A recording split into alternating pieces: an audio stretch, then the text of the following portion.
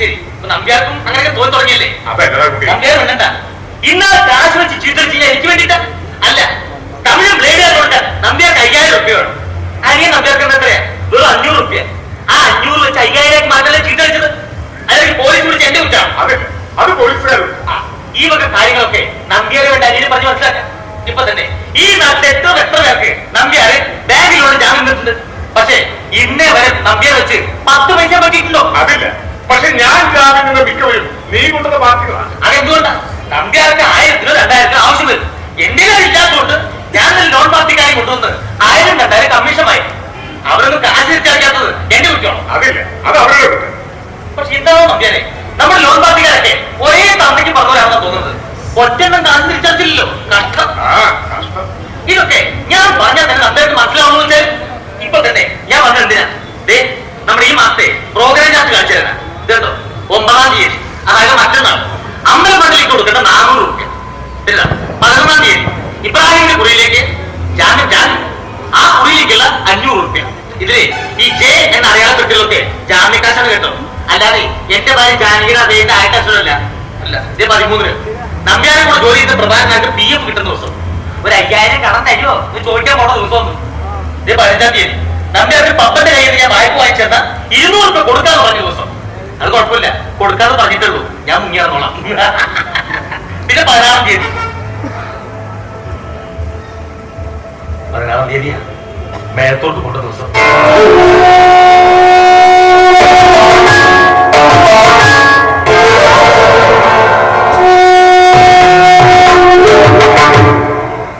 നമ്പ്യാരെ 16-ാം തീയതി പോണം. കാശ് കൊടുത്തില്ലേ സംഭവിക്കുക, ജപ്തി മാത്രമാണ്. പക്ഷെ ഇത് മാറ്റിവെച്ചാൽ സംഭവിക്കുന്ന ജീവന്റെ ജപ്തിയാണ്.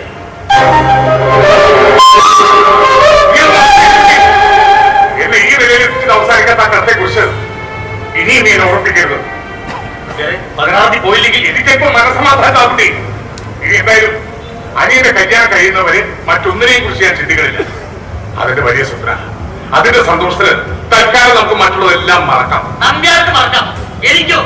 അനിയനെ കല്യാണത്തിന് വിളിച്ചാലേ എനിക്കെല്ലാം മറക്കാനും സന്തോഷിക്കാനും പറ്റൂ. അവൻ നിന്നെ വിളിച്ചില്ലെങ്കിൽ ഞാൻ വിളിക്കും. അനിയൻ പോകാനും പറയും. അതില്ല, ഞാൻ ഇന്നും വെള്ളിത്തിലെ കൃഷ്ണാന്ത് ഈ നാട്ടുകാരെ മുഴുവൻ കല്യാണത്തിന് വിളിക്കണം. അതെയല്ലേ?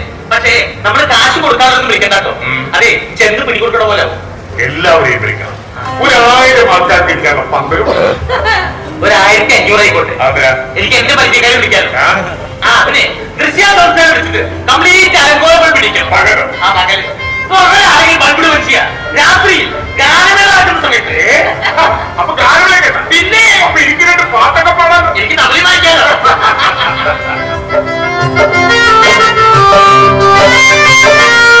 ഈ നടുച്ചേട്ട മധ്യത്തില് ഒരു മുളക്കുമ്പോൾ സ്വാമി എന്റെ സോഹന പോലെ അതിന്റെ 2 അറ്റത്തും 2 പോത്തിന്റെ തല, ഒരു വെറൈറ്റി ആയിക്കോട്ടെ. പിന്നെ ഇവിടെ കംപ്ലീറ്റ് നാടകം പിടിക്കും. പിന്നെ ഇവിടെ 2 എക്സം അങ്ങോട്ട്, അങ്ങോട്ട്, ഇവർ 2 അങ്ങോട്ടും. പിന്നെ ഇവർ കംപ്ലീറ്റ് പരമാവധി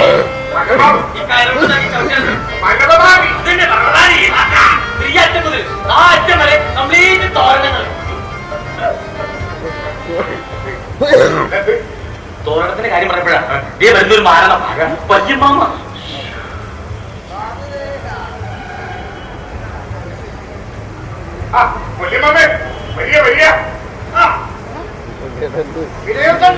ഇവിടെ തന്നെ ഉണ്ടല്ലേ?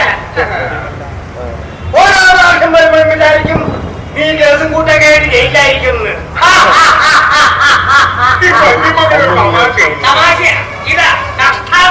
ഈ കോന്തപ്പം തന്നെയാ ഇപ്പോഴും നിന്റെ ചങ്ങാതി അല്ലേ?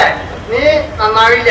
അല്ല, ഞങ്ങൾ അനിയന്റെ കല്യാണത്തിന്റെ കാര്യങ്ങളെങ്കിലും ചർച്ച ചെയ്യാതെ പന്തലും സദ്യയും 1000-1500 രൂപ വേണമെന്ന് ഞങ്ങളുടെ തീരുമാനം.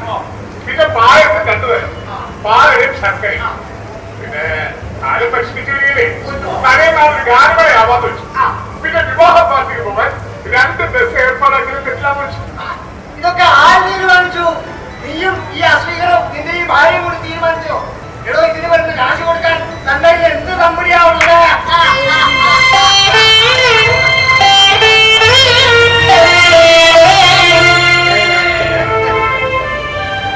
കാശ് കയ്യിൽ കേട്ടോല്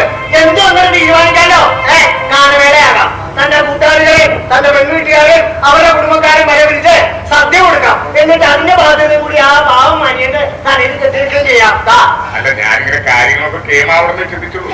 അതെ, എങ്ങനെയാവണമെന്ന് കാശ് കൊടുക്കണം അവൻ തീരുമാനിച്ചോളും. അതിന് നിങ്ങൾ എന്തിനാ ഇങ്ങനെ കൊട്ടി കൊടുക്കണേ? ഓ, പുളിയില്ലെങ്കിലും കിടക്കട്ടെ കോണകം പിടപ്പുറത്ത് എന്നല്ലേ?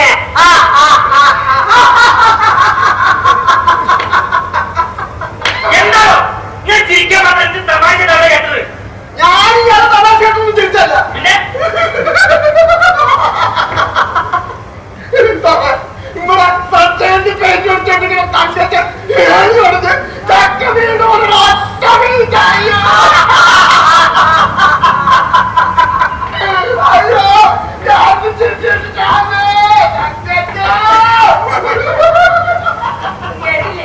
ഉയരത്തിൽ നിലതെറ്റി താഴെ വീഴുന്നവരെ കാണുമ്പോൾ ആളുകൾക്കത് പറഞ്ഞു ചിരിക്കാനൊരു തമാശയാണ്. അശ്രദ്ധയെ പരിഹരിച്ചുകൊണ്ടുള്ള തമാശ.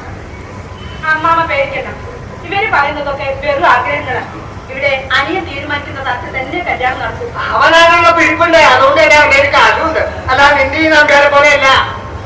പേര് സ്വർണം, എന്നിട്ടും ദേഹത്ത് ഒരു തരി സ്വർണ്ണവും ഇല്ലല്ലോ. സ്വർണ്ണല്ലേ?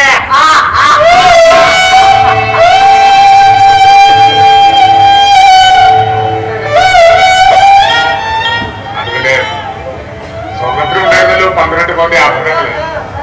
ബുദ്ധിമുട്ടിൽ പലപ്പോഴും ഇത് പണിയിപ്പിച്ചു. പിന്നെ അതൊക്കെ വിൽക്കുകയും ചെയ്തു. എന്ത് അന്തത്തിനാണെന്ന് പറയണേ. അതെ, 50 പവൻ സ്വർണ്ണം ഇട്ടോണ്ട് അഞ്ഞൂറ്റന്റെ പെണ്ണുകൂടെ വന്ന് കയറാൻ പോണത്. 50 പവൻ തരുന്നവര് അതിനനുസരിച്ച് സാമ്പത്തിക സ്ഥിതിയുള്ള തറവാട്ടുകാരാണെന്ന് അറിയാലോ. കോട്ടയത്തെ പേര് കേട്ട തറവാട്ടുകാരാ. അവരാരെങ്കിലും ഇവിടെ കണ്ടാല് ഇവിടുത്തെ പണിക്കാരിയോടൊന്ന് ചോദിച്ചാല് നിന്റെ അമ്മയുടെ തറവാടിനെ, അതായത് എന്റെ തറവാടിനാ അതിന്റെ മോശം.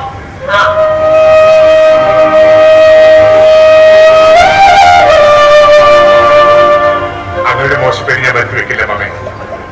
കല്യാണത്തിന് അതിനായി കുറച്ച് പണം മുറിവിലെ മറിയക്കുട്ടിമാരോട് പറഞ്ഞു വെച്ചിട്ടുണ്ട്. ഇല്ല സ്വർണം അത് തിരിച്ചു കൊടുത്താലും മുക്കാണെന്ന് തോന്നാത്ത കുറച്ച് മുക്കുപെട്ടം ഞാൻ തിരിച്ചു വാങ്ങിത്തരാം. അതെ, ഈ വിനയത്തിനെ കൊണ്ട് പെട്ടെന്ന് എന്നാലും ഉക്കുപെട്ട നിർമ്മി മനസ്സിലാവും. അതുപോലെ വന്നു കയറുന്ന പെണ്ണിന് കുടുംബക്കാർക്ക് മനസ്സിലാവും. നമ്മളൊന്നും ഒരു വിലയുമില്ലാത്ത മുക്കുപെട്ടങ്ങളാണ്.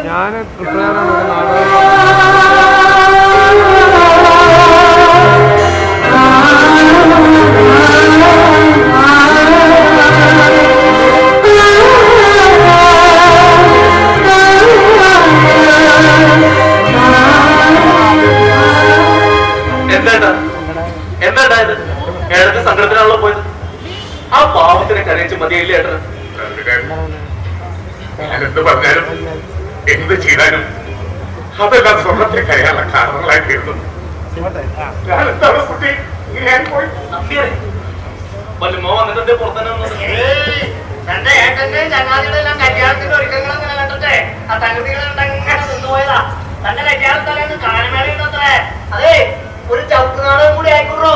നടിക്കാൻ പുറത്തുനിന്ന് ആളുകളുണ്ടല്ലോ, 2 പേരും ഉണ്ടല്ലോ. ഒരു കോമഡി ഷോയെ ഉദ്ദേശിക്കുന്നത്. അതാവുമ്പോൾ പുറത്തുനിന്ന് ആളുകളുണ്ടല്ലോ. കോമഡി പറയാൻ വല്യമാവല്ലേ? ഞാൻ ആരാന്നൊന്നും അറിയില്ല. കോമഡി മാമ അല്ല, വല്യമാമ. എന്തിനാ മറ്റേ പേര് മാത്രം വിളിക്കരുത് വല്യമാമ നിങ്ങൾക്ക്? മുറ്റ കഴിഞ്ഞ 5-10 ഒന്നും സഹായിക്കണ മുച്ചിരിച്ചെടുക്കാൻ കുഞ്ഞാപ്പിനെ എന്തെങ്കിലും പാമ്പാ വിളിച്ചു വരും. പക്ഷേ കുശുമ്പും കുത്തുവൊന്നും പറയാൻ വേണ്ടി മാത്രം നിങ്ങളെ അമ്മ വിളിക്കണില്ലേ? അമ്മാവന്നല്ല, ആരവരാജ് വിളിക്കണേ. വലിഞ്ഞു വരി വന്ന എന്റെ ഏട്ടന്റെ ചങ്ങാതി അമ്മാമ അമ്മാവനിങ്ങനെ കേൾക്കണില്ലേ? അമ്മ ശ്രമിക്കാം. ഞാൻ ഇവരോട് പലവട്ടം പറഞ്ഞിട്ടുണ്ട്, ആവശ്യമില്ലാതെ കൂടി കയറി വരുന്നു. ചങ്ങാതി ഏട്ടന്റെ ഞാൻ പറഞ്ഞു വിടുന്ന മര്യാദയുണ്ട്. അതുകൊണ്ട് വേണ്ട പേരെ, എന്തിനാ ഈ കാര്യത്തിൽ നിങ്ങൾ നമ്പേരെ സൂക്ഷിക്കുന്നത്? ഞാൻ പോവന്നെ. ആറ്റും തുപ്പും കേട്ട് ഇറങ്ങിപ്പോയിട്ടെ കുട്ടിക്ക് നല്ല ശീല. പക്ഷേ എന്റെ നമ്പ്യാരുടെ പ്രശ്നം തീരുന്നവരെ ഞാനിവിടെ വരിക ചെയ്യും, കാണുകയും ചെയ്യും. ആ ജമ്മോ സർക്കസില് വല്യമാർക്ക് നല്ലൊരു സ്കോപ്പ് ഉണ്ട്. ജോക്കറായിട്ട്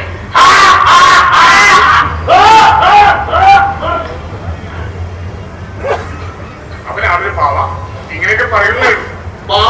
എന്തായിരുന്നു വലിയ താല്പര്യം? ഒരു കള്ളന് മറ്റൊരു കള്ളനോട് തോന്നുന്ന താല്പര്യം മാത്രം തന്നെ. ഈശ്വരൻ തണ്ടും തടിയും തന്നിട്ടും പണിയെടുക്കാണ്ട് ജീവിച്ച് സുഖം കണ്ടുപോയിട്ടുള്ളവരൊന്നും ഒരു കാലത്തും മാറാൻ പോണില്ല. അനൂട്ടാ, എന്ത് പുണ്യത്തിനാ നീ ഇത്തരം ബാധ്യതകളൊക്കെ ചോക്കണേന്നാ എനിക്ക് മനസ്സിലാവാത്തതേ. അമ്മമ്മ കാട്ടിന് ഇറങ്ങിയതാവൂല. അതെല്ലോ. അകത്ത് എന്ന് എന്തെങ്കിലും കഴിക്കും. എടുത്തെടുത്ത് എടുത്ത് കഴിച്ചോളാം അമ്മാമ. എന്തായാലും പറ്റിക്കൂടി നിൽക്കണവർക്കൊക്കെ അന്നദാനം നടത്തണ്ടല്ലോ നീയെ. അക്കൂട്ടത്തിൽ അമ്മാമക്ക് ഇരിക്കട്ടെ ഒരു ഇല ചോറ്.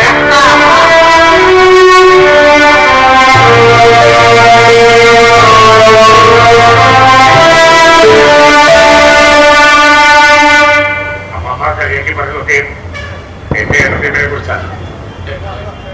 എന്റെ പോലെ തോന്നുന്നുണ്ടോ ഏതൊരു നേട്ടത്തെയും പറ്റിക്കൂടി നിന്ന് നിന്നെ ഏറ്റവും നിർത്തി അമ്മയുടെ ആങ്ങളിൽ നിന്നുള്ള ഒറ്റ കാരണം കൊണ്ടാണ് ഞാൻ മറത്തൊന്നും പറയാതിരുന്നത്. അല്ലാതെ നമ്മുടെ കുടുംബകാര്യങ്ങൾ നടന്നാൽ വല്യമാമയാകും. കേട്ടതല്ല അമ്മാമ്മ പറഞ്ഞ കുടുംബമായിട്ട് കളക്ടെടുക്കണം. അല്ലാതെ ഏട്ടനതൊക്കെ കാര്യമൊക്കെ എടുത്ത അതാവും എനിക്ക് സങ്കടം. എനിക്കറിയാം എന്റെ കുട്ടി അങ്ങനെ ഒന്നും ചിന്തിക്കില്ലായിരുന്നു. അല്ല പിന്നെ അമ്മാമയാണ്. അതുപോലെ അപ്പൊ പിന്നെ നമുക്ക് കന്യാകുമാരി ഗാനങ്ങളെ എത്തിക്കാല്ലേ? അതൊന്നും വേണ്ട. അനാവശ്യമായിട്ട് കാശ് ചെലവാക്കുന്ന ഒരു ഏർപ്പാടിന് ഞാനില്ല. അമ്പലത്തിൽ വെച്ചിട്ടുണ്ട്. വൈകിട്ട് വേണ്ടപ്പെട്ടവർ പോകുന്നത്.